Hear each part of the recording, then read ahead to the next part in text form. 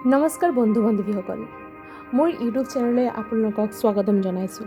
মই আজি আলোচনা কৰিবলৈ ওলাইছোঁ অসম ইয়াৰ বুকৰ কিছুমান ইম্পৰ্টেণ্ট কুৱেশ্যন এনচাৰ, আৰু এই কুৱেশ্যন এনচাৰবোৰ গ্ৰেড 3 আৰু গ্ৰেড 4 এক্সামৰ কাৰণে বহুত ইম্পৰ্টেণ্ট হয়। তেতিয়াহ'লে আৰম্ভ কৰোঁ। প্ৰথম প্ৰশ্ন, আহোমসকলৰ প্ৰথম ৰাজধানী। আহোমসকলৰ প্ৰথম ৰাজধানী কি? আহোমসকলৰ প্ৰথম ৰাজধানী হ'ল চৰাইদেউ। মানসকলে প্ৰথম অসম আক্ৰমণ কৰিছিল কেতিয়া? 1817 চনত।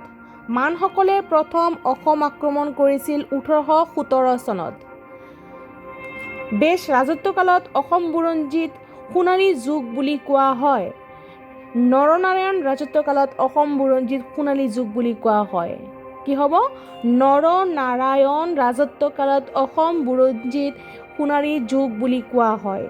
তাৰ পিছৰ প্ৰশ্ন, পাল বংশৰ প্ৰথম ৰজা। পাল বংশৰ প্ৰথম ৰজা কোন হয়? পাল বংশৰ প্ৰথম ৰজা হয় ব্ৰহ্মপাল। পাল বংশৰ প্ৰথম ৰজা কোন হয়? পাল বংশৰ প্ৰথম ৰজা হ'ল ব্ৰহ্মপাল। আৰু এই কুৱেশ্যনটো এক্সামত প্ৰায় আহি থাকে, সেইকাৰণে মই ক'ম যে এইটো বহুত ইম্পৰ্টেণ্ট হয়। তাৰপিছৰ প্ৰশ্ন, কাৰেংঘৰ সজাইছিল। কাৰেংঘৰ কোনে সজাইছিল? কাৰেংঘৰ সজাইছিল স্বৰ্গদেউ ৰাজেশ্বৰ সিংহ। কাৰেংঘৰ সজাইছিল স্বৰ্গদেউ ৰাজেশ্বৰ সিংহ। তাৰপিছৰ প্ৰশ্ন, চুতীয়া ৰজাসকলৰ ভিতৰত শক্তিশালী ৰজা দেশ কোন হয়? চুতীয়া ৰজাসকলৰ ভিতৰত শক্তিশালী ৰজা হয় ৰত্নধ্বজ পাল। ৰত্নধ্বজ পাল হয় চুতীয়া ৰজাসকলৰ ভিতৰত শক্তিশালী ৰজা। এই ৰত্নধ্বজ পাল কি আছিল? চুতীয়া ৰজাসকলৰ আটাইতকৈ শক্তিশালী ৰজা আছিল।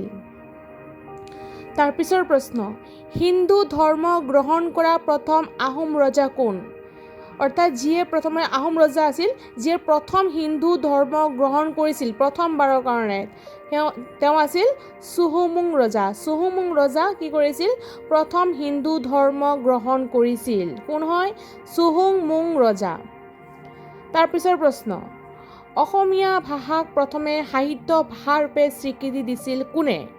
অসমীয়া ভাষাক প্ৰথমে সাহিত্য ভাষাৰূপে স্বীকৃতি দিছিল দুৰ্লভ নাৰায়ণ। কোনে দিছিল? প্ৰথম অসমীয়া ভাষাক সাহিত্য ভাষাৰূপে স্বীকৃতি দিছিল দুৰ্লভ নাৰায়ণ। তাৰপিছৰ প্ৰশ্ন, কোচ বংশৰ প্ৰতিষ্ঠাতা। কোচ বংশৰ প্ৰতিষ্ঠাতা কোন হয়? বিশ্বসিংহ। কোচ বংশৰ প্ৰতিষ্ঠাতা হ'ল বিশ্বসিংহ। তাৰপিছৰ প্ৰশ্ন, বৰ্মন ৰাজবংশৰ সৰ্বশ্ৰেষ্ঠ ৰজা কোন? বৰ্মন ৰাজবংশৰ সৰ্বশ্ৰেষ্ঠ ৰজা হ'ল ভাস্কৰ বৰ্মন।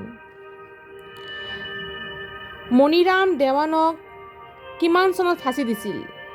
মণিৰাম দেৱানক ফাঁচি দিয়া হৈছিল 1858 চনত। এই প্ৰশ্নটো প্ৰায় আহি থাকে এক্সামত যে মণিৰাম দেৱানক কেতিয়া ফাঁচি দিয়া হৈছিল? মণিৰাম দেৱানক ফাঁচি দিয়া হৈছিল 1858 চনত। তাৰপিছৰ প্ৰশ্ন, আহোমসকলৰ শেষ ৰজা কোন? আহোমসকলৰ শেষ ৰজা আছিল স্বৰ্গদেউ পুৰন্দৰ সিংহ। স্বৰ্গদেউ পুৰন্দৰ সিংহ আছিল আহোমসকলৰ শেষ ৰজা। আহোমসকলৰ শেষ ৰজা কোন? স্বৰ্গদেউ পুৰন্দৰ সিংহ। তাৰ পিছৰ প্ৰশ্ন, দেশ দিনত চীনা পৰিব্ৰাজক অসমলৈ আহিছিল। অৰ্থাৎ কেতিয়া চীনা পৰিব্ৰাজক অসমলৈ আহিছিল? ভাস্কৰ বৰ্মনৰ দিনত। কেতিয়া আহিছিল? ভাস্কৰ বৰ্মনৰ দিনত আহিছিল চীনা পৰিব্ৰাজক। চীনা পৰিব্ৰাজকসকল অসমলৈ আহিছিল যেতিয়া ভাস্কৰ বৰ্মনৰ দিন আছিল, তেতিয়া আহিছিল। তাৰ পিছৰ প্ৰশ্ন, আহোমসকলৰ আদি ৰজা। আহোমসকলৰ আদি ৰজা আছিল চুকাফা।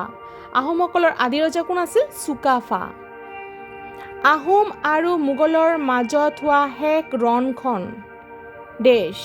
আহোম আৰু মোগলৰ মাজত হোৱা শেষ ৰণখন হ'ল ইটাখুলি ৰণ। ইটাখুলি ৰণ। তাৰ পিছৰ প্ৰশ্ন, আটাইতকৈ কম বয়সৰ আহোম ৰজা কোন? আটাইতকৈ কম বয়সৰ আহোম ৰজা হ'ল চুলিকফা। আটাইতকৈ কম বয়সৰ আহোম ৰজা আছিল চুলিকফা। চুলিকফা আছিল আটাইতকৈ কম বয়সৰ আহোম ৰজা। ইয়াৰ আগত এনেকুৱা কম বয়সৰ ৰজা নাছিল। তাৰ পিছৰ প্ৰশ্ন, হাজোৰ পুৱামক্কা মছজিদটো নিৰ্মাণ কৰিছিল কেতিয়া? হাজোৰ পুৱামক্কা মছজিদটো নিৰ্মাণ কৰিছিল কোনে কৰিছিল? গিয়াছুদ্দিন আউলিয়াই। হাজোৰ পুৱামুকা মছজিদটো নিৰ্মাণ কৰিছিল গিয়াছুদ্দিন আউলিয়া। তাৰপিছৰ প্ৰশ্ন, আহোমসকলৰ শেষ স্মৃতি স্তম্ভটো গুৱাহাটীত ক'ত আছে? আহোমসকলৰ শেষ স্মৃতি স্তম্ভটো গুৱাহাটীত আছে। ক'ত আছে? বশিষ্ঠাশ্ৰমত আছে। বশিষ্ঠাশ্ৰমত আছে। আহোমসকলৰ শেষ স্মৃতি স্তম্ভটো গুৱাহাটীত ক'ত আছে? বশিষ্ঠাশ্ৰমত আছে। তাৰপিছৰ প্ৰশ্ন, অসমত দাহ প্ৰথা বন্ধ।